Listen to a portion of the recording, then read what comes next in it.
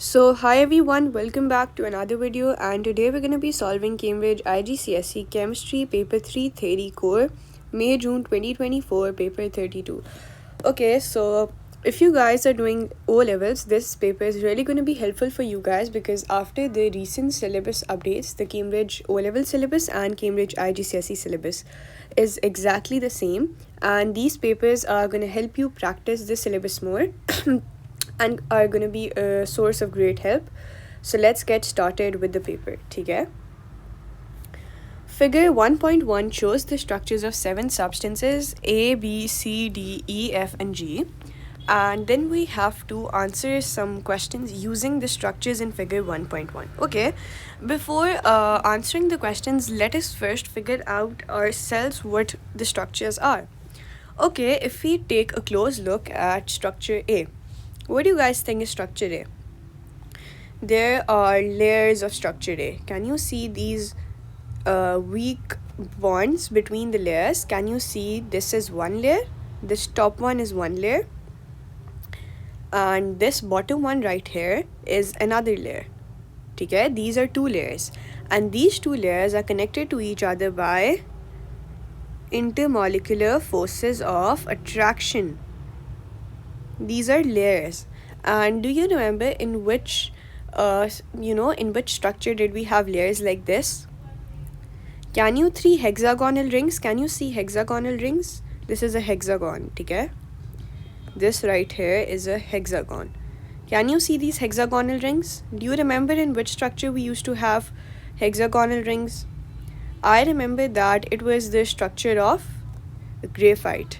In the structure of graphite, we have hexagonal rings and we have layers of graphite. That is why graphite is used as a lubricant. Why? Because of these layers. Graphite layers can slip and slide over each other, giving it good lubricant properties. Okay? So A is graphite. We figured it out. Let's move on to structure B. In structure B, we can see a carbon atom attached to an OH group. Okay? What do you guys know about the OH group? OH group is a functional group. For which kind of hydrocarbons or not hydrocarbons, because we have an oxygen here. Hydrocarbon means that you only have carbon and hydrogen. So which kind of organic compounds have an OH group attached to them? Well, this is an alcohol functional group. So the structure B is an alcohol. And an alcohol with one carbon is methanol. So structure B is methanol. Let's move on to the third structure. Third structure is basically two nitrogen atoms that are connected to each other by 3 covalent bonds. Okay? They're connected to each other by 3 covalent bonds. So basically it is N2. N2 is a gas. Okay? N2. This is 1 and this is 2. This is one molecule of nitrogen, which is N2. So this is basically a simple molecular structure. Why is it a simple molecular structure? Because it's simple N and 2 and you have nothing except from N and H. Okay? So it's a simple molecular structure and it's an element. Okay? It's not a compound, it's an element, which is nitrogen. Okay? Next we have basically a functional group icon again, C. Carbon double bonded to an oxygen bonded to an oxygen and H. What kind of functional group does this represent? Can you guys remember anything? This is C double bond OH is a carboxylic acid functional group. So we're gonna write it's a carboxylic acid. And what kind of carboxylic acid do you think has one carbon? Well, it's methanoic acid. Okay? Ethanoic acid will have 2, propanoic acid will have 3 carbons, butanoic acid will have 4 carbons. So it is methanoic acid which has 1 carbon. Okay, let's move on to the next part. Obviously we know this structure very well. This is simple O2. This is an oxygen molecule. Okay? And it is a simple molecular substance. What do I mean by simple molecular substance? That it exists as simply as molecules. Like this is one molecule of O2. then this is another molecule of O2, this is another molecule of O2. It simply exists as molecules. It's a simple molecular substance, and these forces between the molecules, between two oxygen molecules, are weak. Okay? It has weak intermolecular forces of attraction. Hence, simple molecular substances have low melting and boiling point. Okay?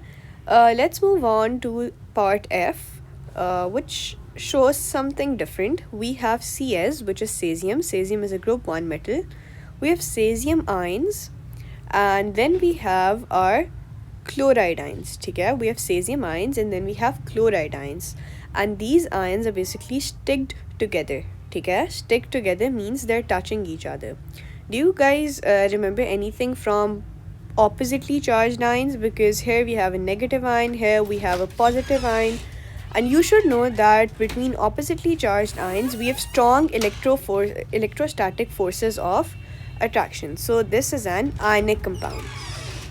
This is an ionic compound. How do we know it's an ionic compound? Because there's strong electrostatic forces of attraction holding these oppositely charged ions together. Okay? This is again a cesium ion, and all of them are attracted towards each other by strong forces of attraction. So this is an ionic compound. Okay? Let's move on to the next structure, which is simply one nitrogen bonded to 3 hydrogens, which is NH3. What is NH3? NH3, you should know that it is ammonia gas. So this is ammonia, and for ammonia we know that this is also a simple molecular structure.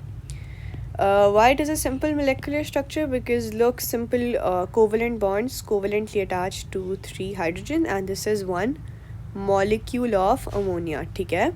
Simple molecular structure. Okay, so we are done in identifying all of the structures. Now let's move on to the questions. Answer the following questions using only the structures in figure 1.1. Each structure may be used once, more than once, or not at all.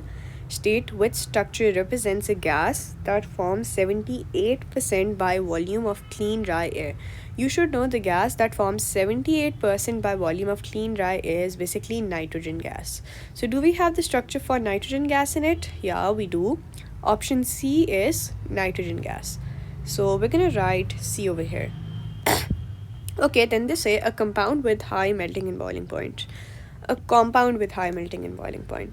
If you look over here, you might notice that this structure A is graphite, which has a very high melting and boiling point.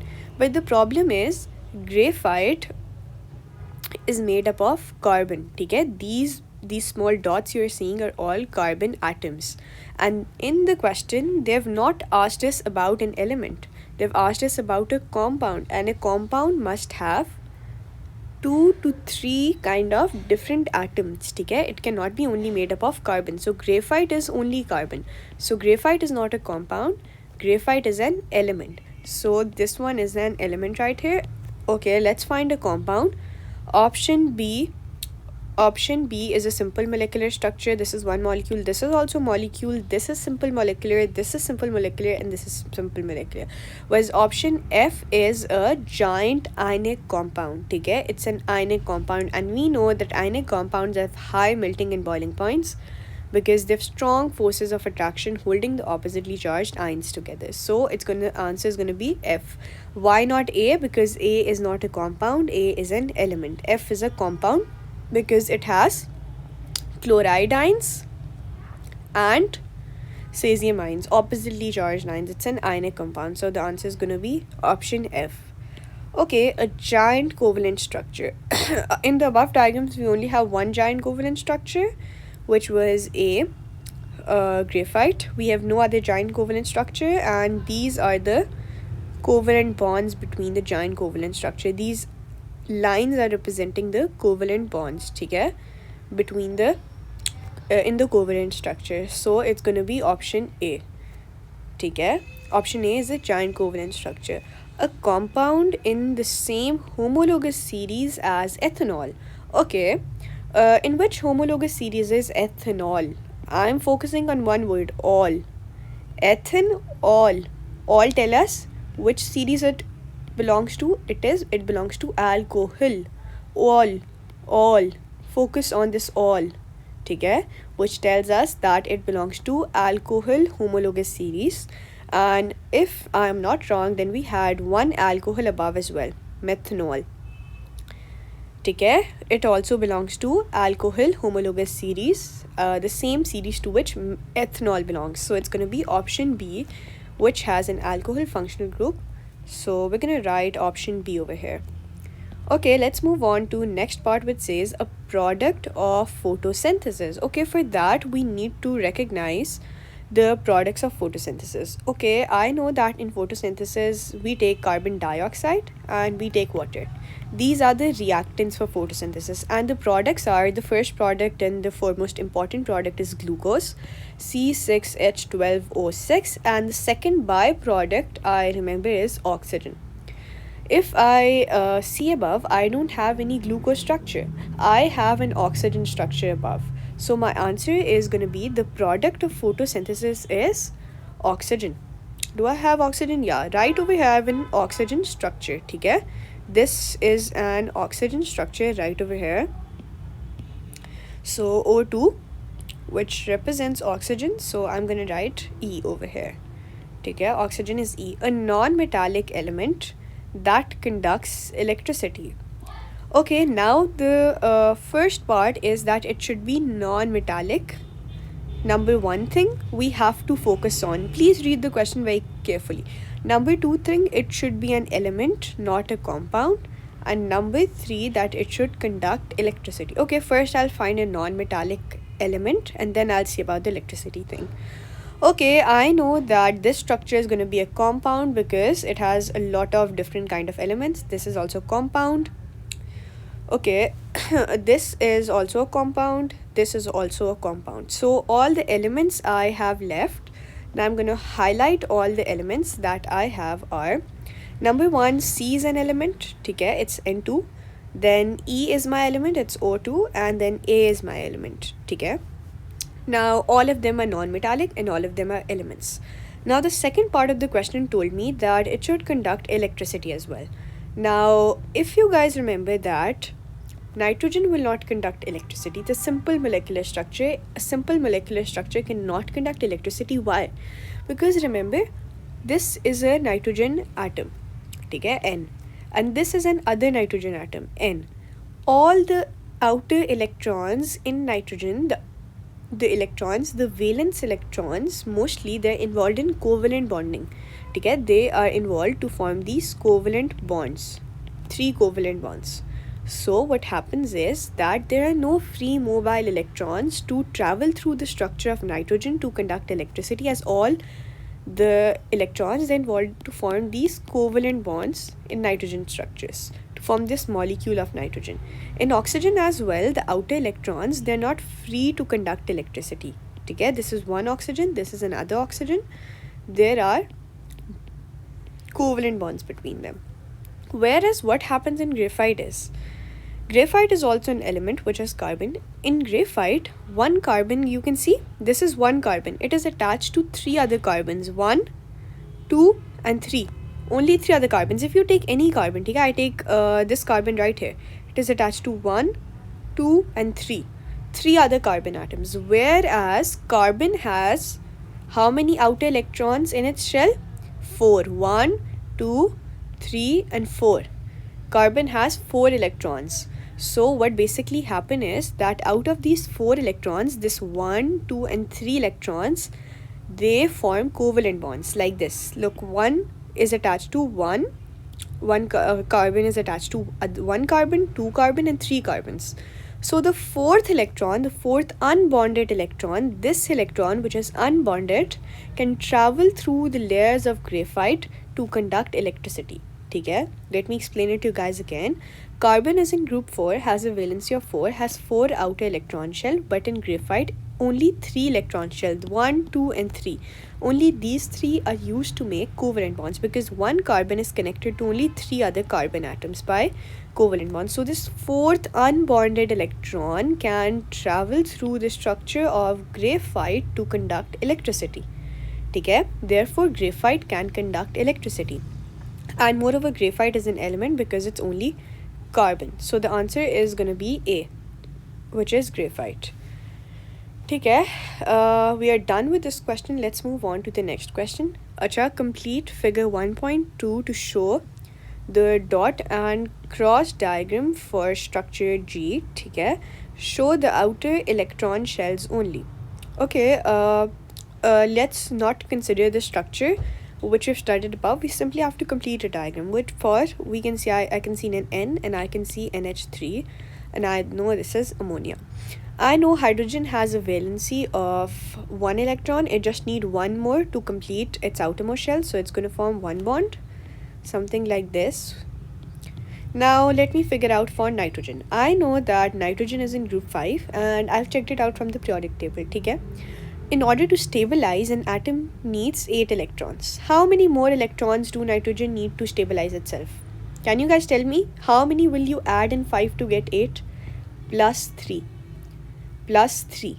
So what nitrogen does is, nitrogen makes 3 covalent bonds because it needs 3 more electrons to reach to it. So it makes 3 covalent bonds right here. After it made 3 covalent bonds, it has used 3 of its electrons. These dots are the electrons of nitrogen. Nitrogen has used 3 of its valence electrons in making covalent bonds. Okay, it had 5 electrons, and out of those 5, now 3 dots are used in making covalent bonds. How many are left if 3 are used out of 5? Obviously, now we only have 2 electrons left. So we're going to draw those 2 electrons, something like this, in the structure. Because we had to show all the outer electrons shells only, okay? So that's how you'll draw the structure. You have to show these unbonded electrons as well. These are unbonded electrons in nitrogen, okay, that are left after it forms 3 covalent bonds with hydrogen. Let's move on to the next question, which says that blood plasma is the liquid part of the blood. Table 2.1 shows the mass in milligrams of some ions present in 100 cm cube of blood plasma. Okay? Now we have some ions. We are given with the formula of the ions and the mass of the ions in 100 cm cube of blood plasma. Okay, answer these questions using information from table 2.1. Name the positive ion in table 2.1 that is present in the lowest concentration in blood plasma. Okay, first we have to find the positive ions. I am gonna tick my positive ions. This one is a positive ion. Okay, these are two negative. This one's positive, and positive. Okay, I have figured out all my positive ions. Now I have to figure out the one that is present in the lowest concentration. Okay, let me figure it out. This is 10, this is 3.6, this is 19.5, and this is 326.6. So I guess 3.6 is going to be the smallest value. Well, that is magnesium, so the name of the positive ion is magnesium ion. Okay, name the ion in table 2.1 that contains an element in group 5 of the periodic table. What do you guys think? What does group 5 mean? Group 5, which element do you think will be in group 5? Guess it out. Well, you can easily check it from the periodic table, but it is very easy. You can easily guess it out. Okay. For that, you have to check the valencies. Group 5 means that it is going to have a charge of -3 on it. Okay? Group 5 means it is going to have a charge of -3 on it. And for that, you can consult your periodic table as well. Let's check out all the elements in group 5 and then we can compare them with the... Where is group 5? We have nitrogen, we have phosphorus, we have not studied these elements, so just let's leave these, and we have nitrogen and phosphorus. Now we go back on our table and see which compound contained nitrogen and phosphorus. Okay, I can see hydrogen phosphate and I can see phosphorus right in front of me. So well, that's gonna be my hydrogen phosphate ion.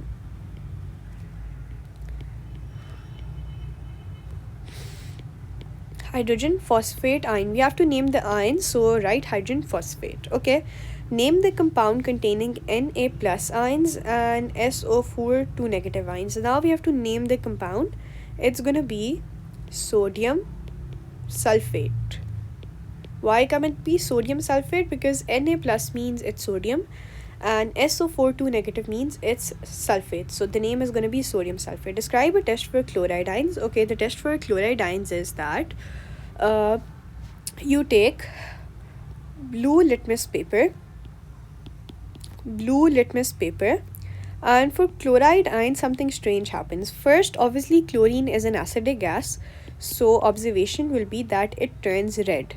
But then a different thing happens, that chlorine is also a oxidizing agent. What is chlorine? Chlorine is an oxidizing agent. What do I mean by oxidizing agent? You should know that you add chlorine to your swimming pools and your the water for killing microbes. Chlorine oxidizes the water. It is a good oxidizing agent. So what it does is, it is also a good bleaching agent. It bleaches away things, so it turns it red and then bleaches it away.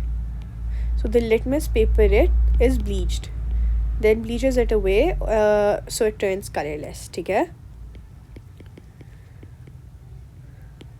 so that is something unique about chloride ions. Let's move on to the next part, which says choose from the list the salt that is insoluble in water. Calcium sulfate. Okay, we'll come to this later on. This is the answer. Magnesium chloride. All chlorides are soluble except from lead and silver. So magnesium chloride is, we have to take that. So magnesium chloride is not insoluble. Potassium. All potassium salts are soluble. Sodium chloride. All sodium salts are soluble. So what is insoluble? Calcium sulfate. Remember that calcium sulfate is insoluble, lead sulfate is insoluble, and barium sulfate is insoluble. I'm writing it over here. Calcium, lead and barium sulfates are insoluble.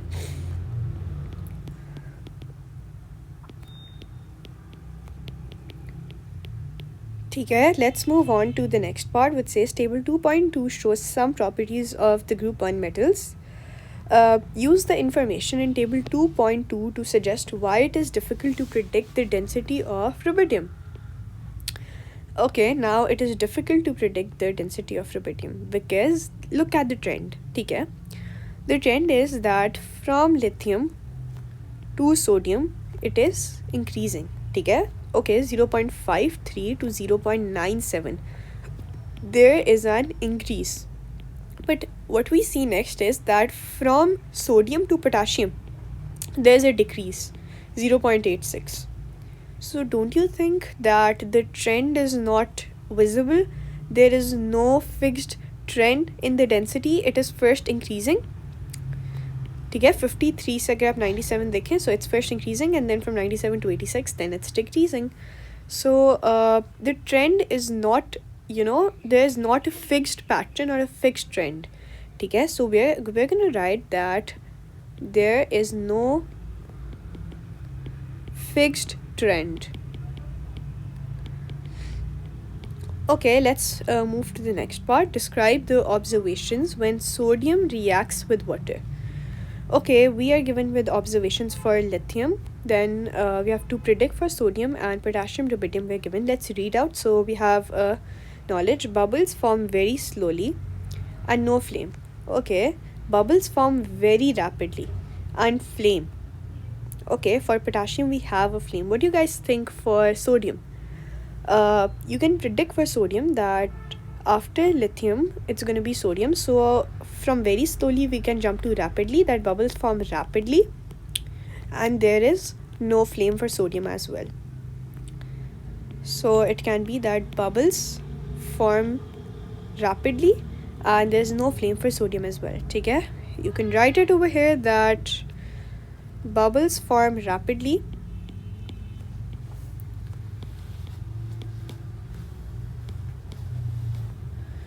and no flame.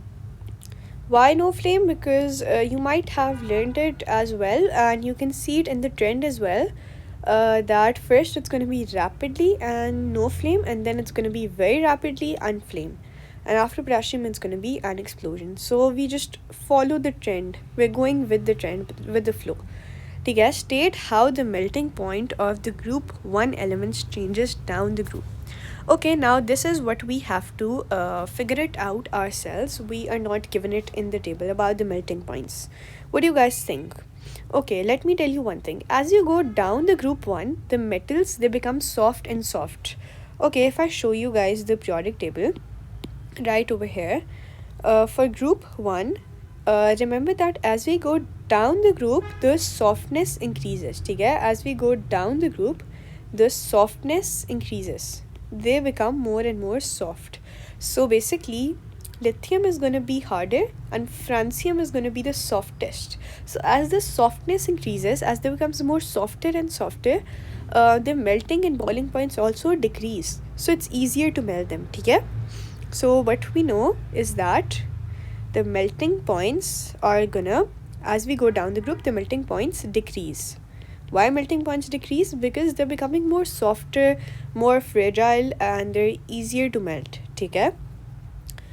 Sodium oxide Na2O can be made by heating sodium in a limited supply of oxygen. Complete the symbol equation for the reaction. Okay, so it's going to be 2 to balance out the O2, and then it's going to be 2 to balance out the sodium. Let's move on. Figure 3.1 shows the apparatus used to electrolyze molten magnesium chloride. Okay, we have an unreactive gas over here. Okay, then we have molten magnesium. Let us first study the apparatus well so that we can answer the questions easily. Okay, try to, self-study it. We have a positive, which is our anode, and we have a negative part, which is our cathode. It is molten magnesium chloride, molten. So at the cathode, we're going to form magnesium probably, because we formed the cation on the cathode. Magnesium is the cation and chloride on the anode. Okay? This is our anode. This red stick is the anode because it is connected to the positive terminal of the battery, and this gray part is this gray part is your cathode, and at the cathode you form molten magnesium, and there is an unreactive gas that goes inside as well. Okay, now let's see the questions. We have studied it well. Name a non-metal that can be used as the anode. Okay, you remember we used to use graphite and platinum, but we now have to choose a non-metal. Out of graphite and platinum, what do you think is a non-metal? Platinum is a metal, so the non-metal is going to be graphite. Okay? Graphite is simple carbon. Name the product formed at each electrode. Positive electrode. Okay, positive electrode was the anode.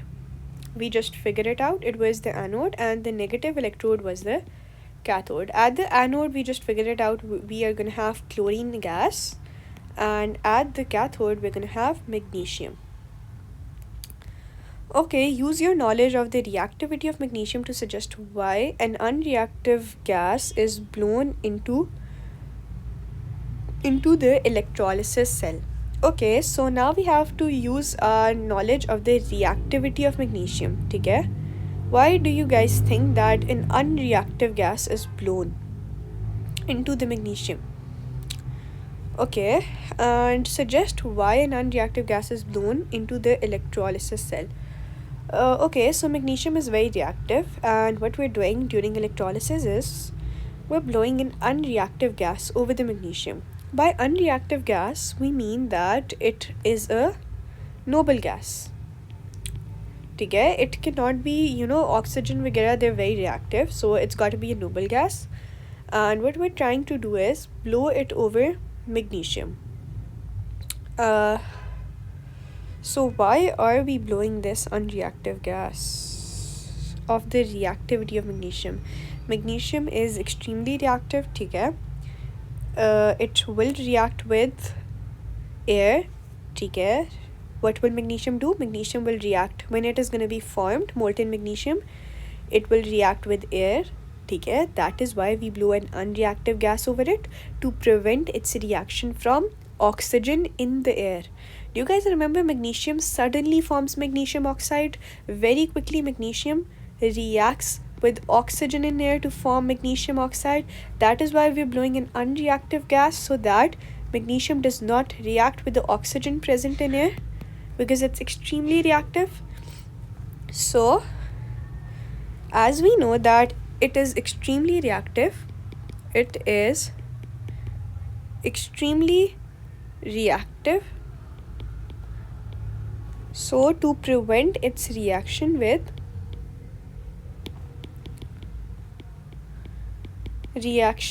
oxygen in air, an unreactive gas is blown, okay? So that it does not react with the oxygen present in air. Alloys of magnesium and aluminum are used to make aircraft. State the meaning of the term alloy. Alloys are mixture of two or more metals, okay? You remember that in alloys we never use non-metals, we always used metals to make alloys. Let's move on. Magnesium reacts with hydrochloric acid. Okay, write the formula of the ion that is present in all acids. We have to write the formula of the ion, so it's going to be H plus ion. Hydrogen ion is basically the life of an acid. This ion is present in all the acids. That is why we say that something is acidic, because it has H plus ions. Name the gas produced when hydrochloric acid reacts with magnesium. Acid plus metal. Which gas? Magnesium is a metal. Do you guys remember the reaction? Metal plus acid forms hydrogen gas. Okay, this forms hydrogen gas. Dilute hydrochloric acid is added to a solution of thymophthalene in aqueous sodium hydroxide until, okay, state the color change of the thymophthalene. Thymophthalene basically, okay, dilute hydrochloric acid is added to a solution of thymophthalene in aqueous sodium hydroxide. So this is an alkali. So thymophthalene in alkali is blue, so it's going to be blue. Then we add acid in excess. In the acid, thymophthalene is going to be colorless. So it's going to be from blue to colorless. Okay, name the indicator that can be used to determine the pH of a sample of dilute hydrochloric acid. That's going to be universal indicator. Why? I'll tell you why. Because universal indicator has a range of colors that can help you indicator that can help you identify the pH. Okay, this is basically the colors of universal indicator. You have blue color, you have green color, you have so many colors, whereas in thymophthalene, methyl orange, you only have two colors, one in acid, one in alkali.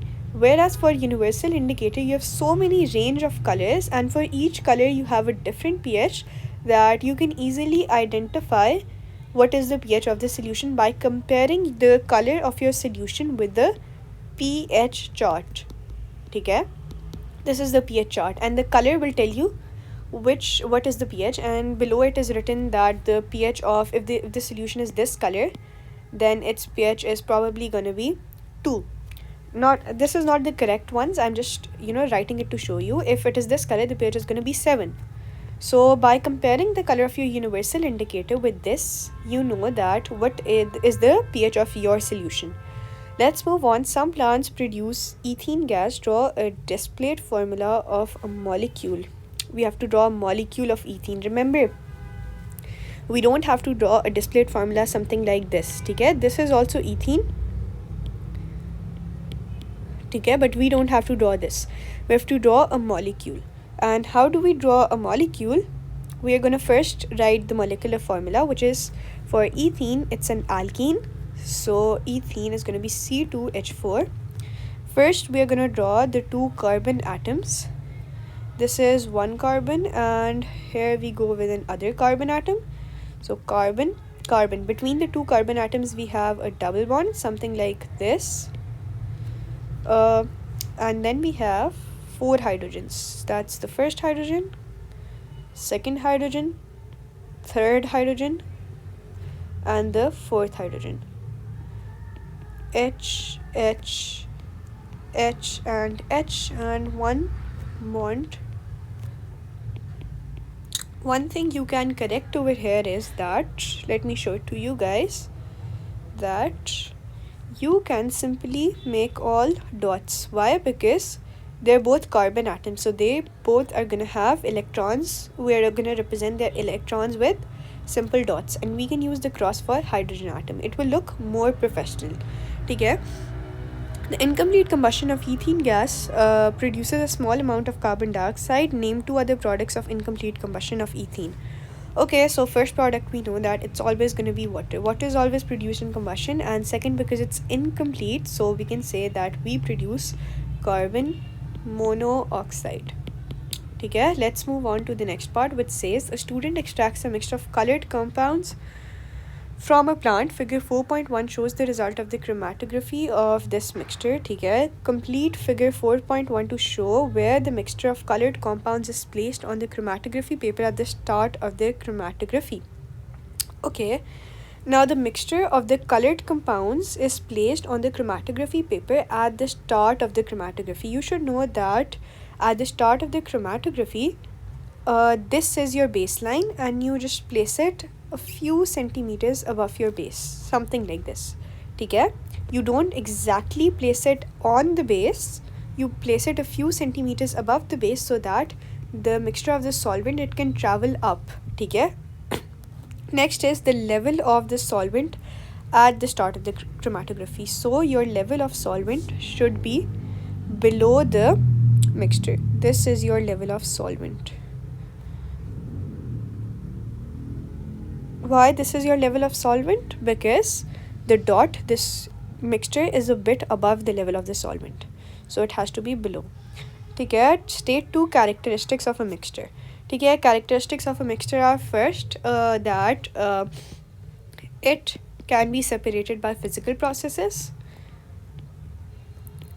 It can be separated by physical processes. Okay, what do I mean by physical processes?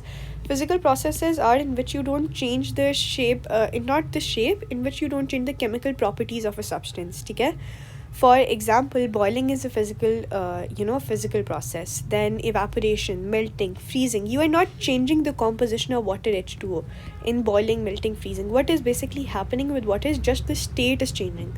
The physical appearance of water is changing. It's turning from a gas to a liquid, but what's not changing is the chemical properties.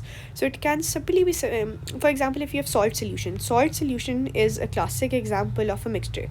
If you have a salt solution, you can simply separate it out by evaporating all the water, and you can have salt. Okay? So that can be simply separated by a physical process. And another example of another characteristic of a mixture is that the components are not in fixed ratio. Okay, the components are not in fixed ratio. When you are making a salt solution, do you take exact amount of salt to make a salt solution?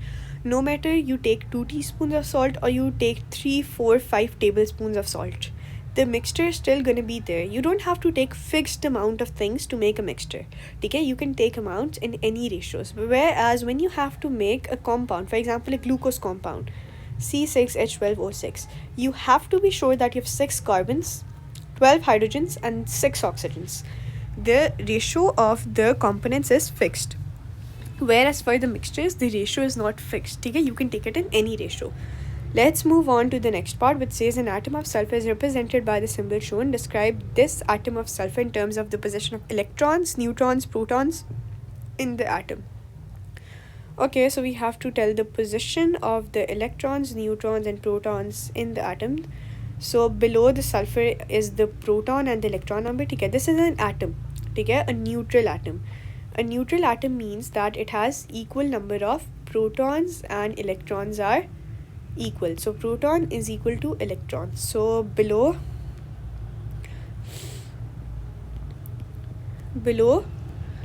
on the left side is the proton and electron number.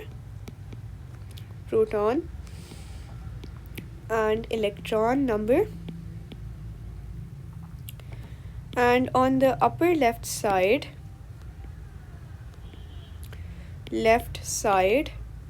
is the that is the proton and electron number. That is the combined mass ठीक है. ये हाँ proton electron ही होगा और upper left side it's the mass number which is the combined mass of protons and neutrons. ठीक है, protons and neutrons, and you can just subtract this from this to get your to get your neutron number of neutrons and number of protons. ठीक है, neutron is gonna be 34 minus 16. Just do it over here, 34 minus 16, and that's gonna give you 4 plus 4 is gonna be 8 right here, and 2 minus 1 is gonna be 1, so 18 neutrons. And how many protons? 16 is gonna be your proton number. The electronic configuration you have, basically you have 16 electrons. ठीक है, 16 electrons, and you have to fill them in all the shells. So the first shell is gonna have 2, then it's gonna have 8.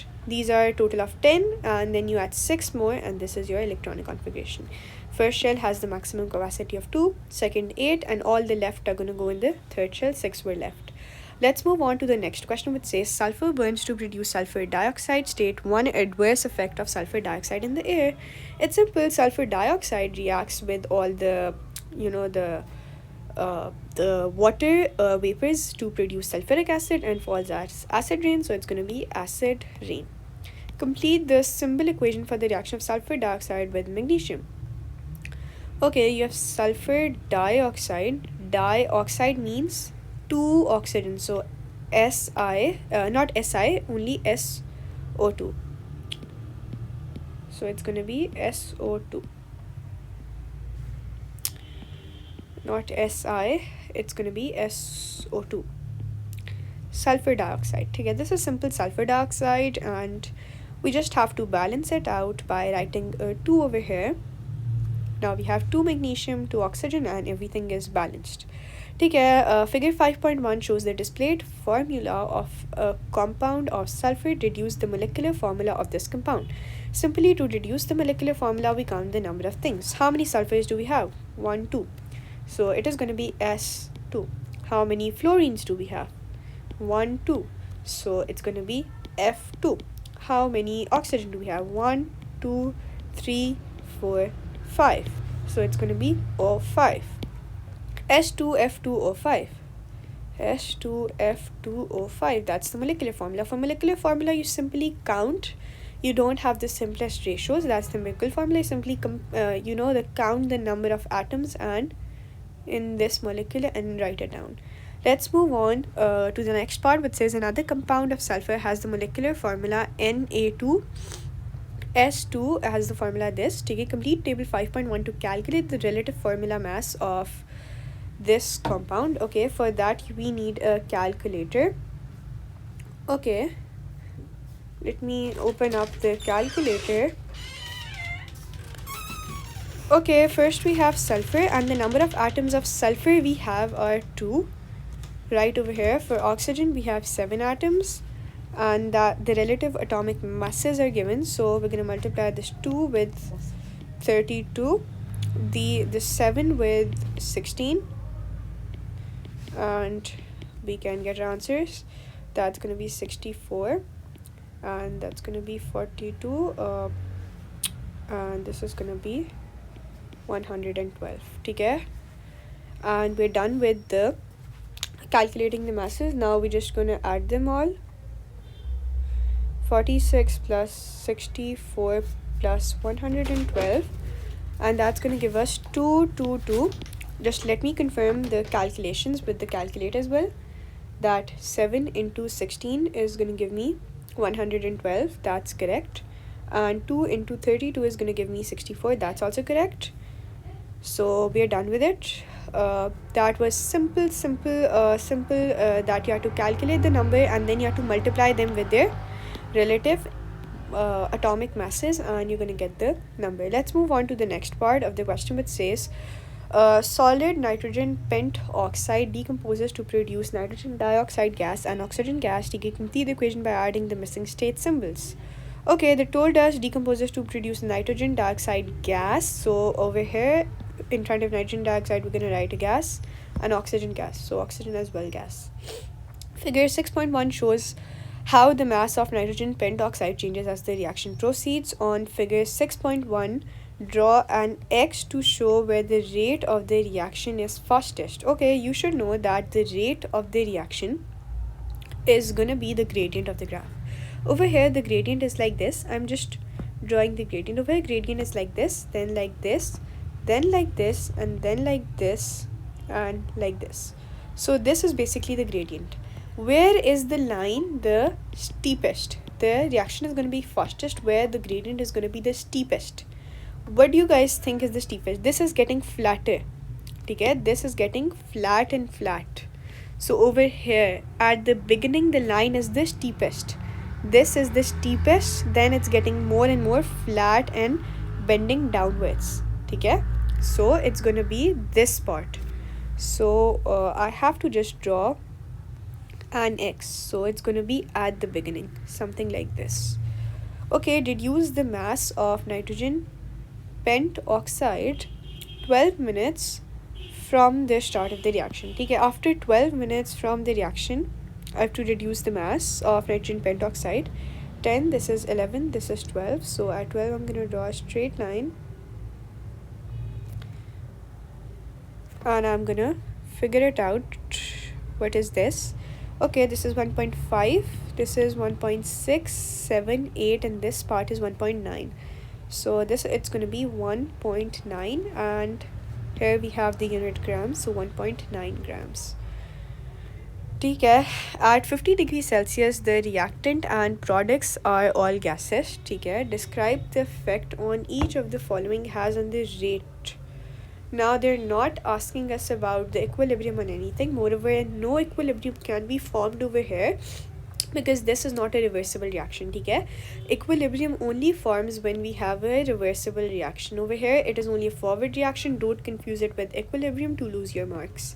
Okay, rate of decomposition. All other conditions, the pressure is decreased. When we decrease the pressure, the rate also decreases. Okay, the speed of the reaction decreases because molecules get further away. So it's going to be that the rate will decrease as well. A catalyst is added to the reaction mixture. When we add a catalyst, it increases the rate. A catalyst always increases the rate. So that's going to be the answer. Let's move on. Increasing the concentration of nitrogen pentoxide increases the rate of decomposition. Okay, choose the correct unit of concentration. Okay, concentration is mole per dm cube. Before looking at the list, don't confuse yourself. But over here, we don't have mole per dm cube. So it's going to be grams per dm cube. Okay, it cannot be simple dm. It cannot be this dm square as well. It has to be a dm cube. Why a dm cube? Because look, concentration is equals to moles over volume. And volume is always in dm cube. Okay, and moles, it's usually moles, but it can also be in grams. Okay, so it has to be dm cube. Okay, let's move on to the next part. Some oxides of nitrogen, such as nitrogen dioxide, are acidic air pollutants. Acidic tell us that they have a pH of less than 7. Choose the pH value which is acidic. Okay, obviously it has to be less than 7, and we only have one value of less than 7. All are greater than 7. 7 is the neutral pH, and all the values below 7 are acidic, above 7 are alkaline. State one way of reducing the emission of nitrogen dioxide in cars. Simple, using catalytic converters.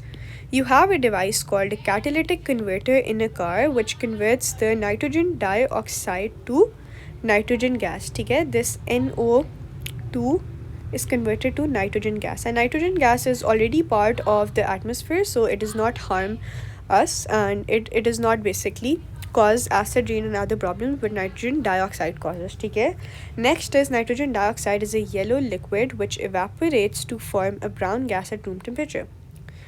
Okay, so now what they're telling is that in this tube we have nitrogen dioxide, which is a yellow liquid. Okay, this part is a yellow liquid, and now it will evaporate to form a brown gas in the solution mixture. So that is the brown gas it will form after it is evaporated.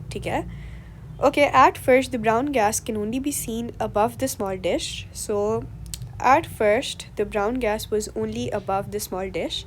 After a short time, the brown gas completely filled the test tube. ठीक है? After a short time, the brown gas will completely fill the test tube. Explain these results in terms of the kinetic particle theory. Okay, that's simple, that particles will move from an area of higher concentration. ठीक है? Their higher concentration over here. They'll move from higher concentration towards lower concentration. ठीक है? That's simple diffusion concept, that first the particles will evaporate, ठीक है? Evaporate as they gain enough energy, and then they will move from higher to lower concentration. So first we're going to write that according to kinetic particle theory,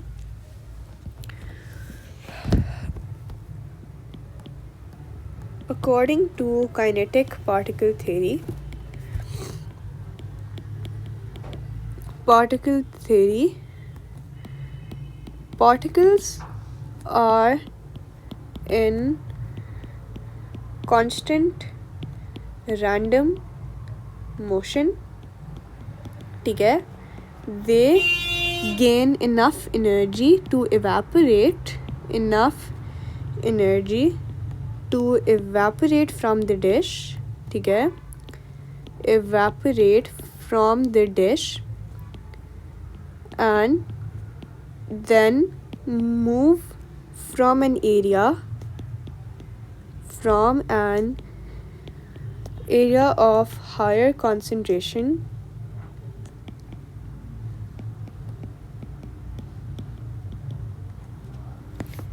to an area of lower concentration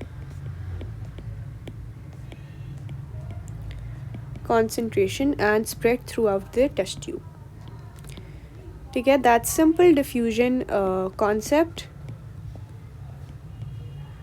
and you should know that diffusion is a physical process. ठीक है? Why it's a physical process? Because there's no chemical change involved in it. The difference between physical and chemical processes is very important.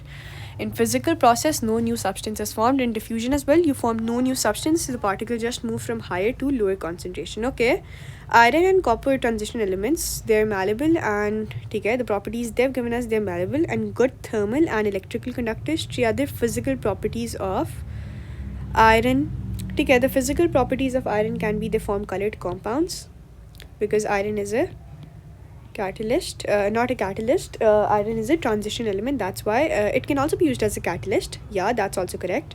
Catalyst, it can be used. They form colored compounds, okay? And next can be they have high densities, or it can be high melting and boiling points. Why? Because iron is a transition element, and transition elements have high melting and boiling points. Figure 7.1 shows some clean iron nails placed in 4 test tubes M, N, O, P under different conditions. ठीक है? This is boiled water, and an iron nail, this is dry air. Dry air means that lack of H2O. H2O is water because it's dry and it's not humid. Then we have oil. Then we have simple air and water. What do we need for rusting? The conditions for rusting. Quickly remember, we need O2 from the air and H2O for rusting. These are the 2 conditions we need for rusting. So in which test tube do we have? State in which test tube M, N, O, P the iron nail is most likely to rust. In P, because P is both the condition, it is air and it is water. Over here, there is air, but it's dry. It does not have water in it. And there, there's boiled water. It has water, but there's no air in it. So it's going to be P. Choose from the list the compound in rust. Okay, what do you think is in rust? Rusting is formed when iron will react with, this iron nail will react with the water and oxygen. So don't you think that it's going to be hydrated because of the water in rust? And oxide because of the oxygen? It cannot be anhydrous. Obviously we know that it cannot be a sulfate or chloride because we are not adding any sulfate or chloride. So it's going to be hydrated iron oxide, hydrated because of the water, and oxide because of the oxygen we given to it. Okay, let's move on. Copper is used in electrical wiring because of its good electrical conductivity. State one other reason why copper is used in electrical wiring. The reason is that copper is very ductile. Okay, ductile means that it can be easily drawn into wires. For example, if you make wires out of iodine, wires are not going to form. They're going to break apart because iodine is not ductile. It does not have that tendency to form wires. Okay? If you make wires out of sulfur, you cannot, because they will just break away simply. It's going to be brittle. So copper is very ductile. That is the property which makes it suitable for wiring. Copper dioxide reacts with hydrochloric acid. Okay? This is a base. This is an acid base reaction. What's going to be formed? Salt and water. So first we're going to write water, and the salt is going to be copper chloride. Copper from the base and chloride from the acid. So it's going to be copper chloride. Let's move on. Copper can be produced by heating copper dioxide in hydrogen. Describe how this equation shows that copper dioxide is reduced. Reduced means removal of oxygen. Okay? Removal of or loss of oxygen. Can't you see that over here copper oxide had oxygen with it, but over here copper lost its oxygen. Where copper had oxygen, over here copper lost the oxygen, so it is reduced. So we're going to write that copper 2 oxide lost oxygen, and loss of oxygen is reduction basically. A list shows 5 metals. Put these metals in order of their reactivity. Put the most reactive at the top. Okay, you got to learn this. Now I'm going to write it, but you guys are not going to understand until you learn the reactivity series. So just go learn the reactivity series. Potassium is going to be at the top because it's a group 1 metal. So we have potassium. Then we are going to have magnesium. Then it's going to be aluminum. Then it's going to be copper. And at last it's going to be gold. Just go learn the reactivity series, and then this part is going to be easy for you. Okay, it's all learning based. Let's move on. This question is about carboxylic acids and alkanes. Table 8.1 shows the name, formula and boiling points of some carboxylic acids. Okay, we have the name, we have the formula, and we have the boiling point. Okay, use the information table 8.1 to answer these questions. State the trend in the boiling points of the carboxylic acids. Okay, that's simple and easy, that we can see that the boiling points are increasing. So the trend is increasing as we go down the group, as we go down. Simple, from 101 we're 118, then 141, then 161. That's a simple increase. Reduce the general formula of carboxylic acids. You don't have to reduce it, you have to learn it from the syllabus. It's CN H2N and O2. Okay, that's the formula, and just go learn it out. Okay. Next is complete the word equation for the reaction of ethanoic acid with sodium carbonate. Okay, we have an acid and we have a carbonate. When acid carbonate react, what products are formed? We have salt, we have water, and we have CO2 gas. The salt is already given, sodium ethanoate. So what's left is water. An examiner is so good that he has given 2 lines to write carbon dioxide. Okay, that simple. Acid carbonate reaction, you should know the products: salt, water, and carbon dioxide. Choose the correct formula of sodium ethanoate from the list. Draw a circle around your chosen answer. Okay, first we see the formula for ethanoic acid, CH3COH. Okay, I write it down over here. It's CH3COOH. Now what will happen is that as it is an acid, what will happen is this H will go to form water. Okay, this H at the side, remember that this H at the side go to form water. Okay, now this will go to form water, and in place of the H, sodium will come. So that's the formula, COONA. So this is going to be the formula of sodium ethanoate. Remember that in all the carboxylic acids, what will happen is that this H will go to form water, and in place of this H, you put your metal. Okay? Either it can be sodium, potassium, magnesium, or whatever, because this H will always go to form water. Okay, methane, ethane, propane belong to alkane homologous series. Define the term homologous series. They are families of organic compounds with same functional group and similar chemical properties. So it's going to be families of organic compounds with same functional groups and similar chemical properties.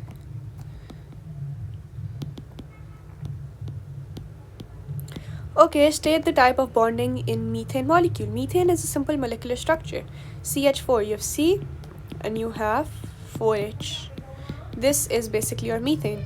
This is one molecule of methane, and methane is a simple molecular structure, so the bonding is going to be covalent bonding in methane. You have to write the name of the bonding. If they ask for the structure, you could write simple molecular structure, but they've asked for the bonding, so it's going to be covalent bonding. State two types of reaction of the alkanes. Okay, for alkanes, the first reaction, we know that alkanes are going to react with oxygen. We know that methane reacts CH4, the natural gas you have at home, it's methane. It's going to react with oxygen to form, CO2 and water. So the first reaction, very easy, is going to be a combustion reaction. And second reaction for alkanes you got to learn is substitution reaction. Okay, substitution reaction. I'm going to explain this reaction to you. What basically happens is, for example, you have methane. Okay, what will happen is that if you add chlorine gas to it, Cl2, and you give it UV light, okay, UV light gives the activation energy for the reaction. What will happen is, let me write down this chlorine in something like this. What will happen is that this chlorine right here will substitute the hydrogen. Okay? This chlorine will substitute the hydrogen and it will take place of the hydrogen, and this hydrogen will come in place of the chlorine. So that's a substitution reaction. Hydrogen from here goes to here and chlorine from here comes to here. So that is chlorine substituting the hydrogen. So that's what happens with alkanes. Alkanes are saturated. They don't add anything to them. They don't need to add. So what they do is simple substitution. Okay? So that is substitution and combustion reaction. Let's move on to the next part. I guess that's the end. If you like the video, subscribe to my channel, and that's going to mean a lot. Thanks for watching. Bye bye.